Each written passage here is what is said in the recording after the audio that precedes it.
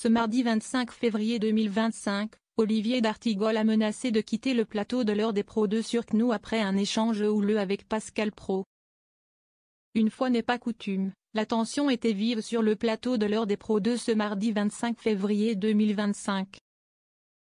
Alors que Pascal Praud venait de prendre l'antenne sur CNews pour son émission diffusée entre 20h et 21h, il a invité ses chroniqueurs Elisabeth Lévy, Gilles-William Goldenadel, Olivier d'Artigol et Philippe Bilger à réagir aux propos tenus par Jean-Michel Apathy un peu plus tôt dans la journée.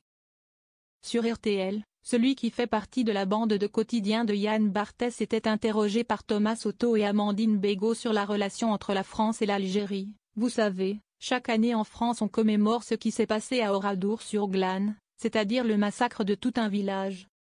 Mais on en a fait des centaines, nous, en Algérie. Est-ce qu'on en a conscience ? C'est notamment demandé l'éditorialiste, provoquant la colère de Florence Portelli,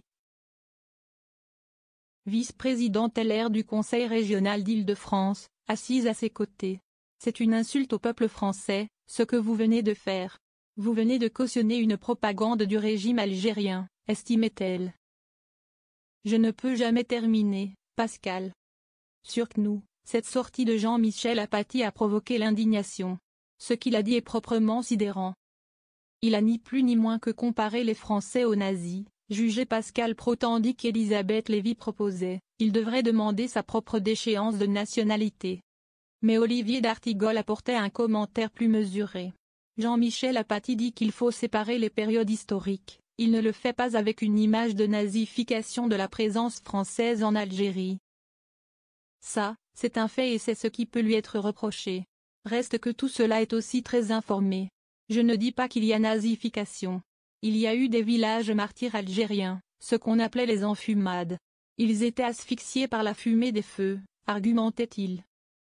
À ces mots, ses collègues ont commencé à montrer leur désapprobation. C'est insupportable, en fait, réagissait l'animateur en le coupant.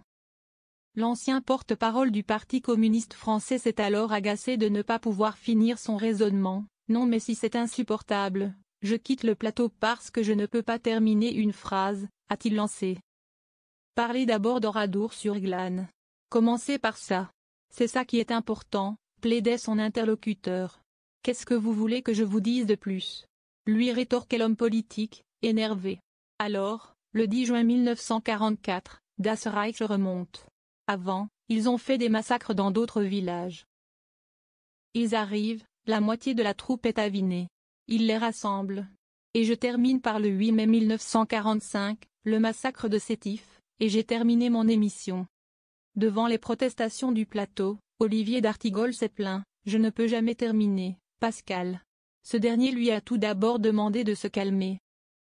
Je ne peux jamais terminer, même sur des sujets aussi sensibles que ceux-là, en me disant que je raconte n'importe quoi, poursuivait-il hors de lui. Pascal Praud lui a ensuite signifié ce qui lui avait déplu dans sa démonstration, à partir du moment où vous parlez d'autre chose, d'une certaine manière, c'est pour atténuer la parole de monsieur Apathy. Et le chroniqueur de nuancer, pour moi, il abîme ce qui s'est passé avec la colonisation française. Si jamais on s'arrête là, on ne traite qu'un aspect du sujet. Ou alors vous voulez qu'on taise ce qui s'est passé avec la colonisation française. Et je ne pense pas que ce soit votre état d'esprit, a-t-il exposé.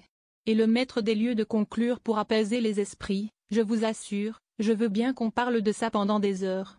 Une séquence électrique que Pure Média vous propose de revoir en intégralité.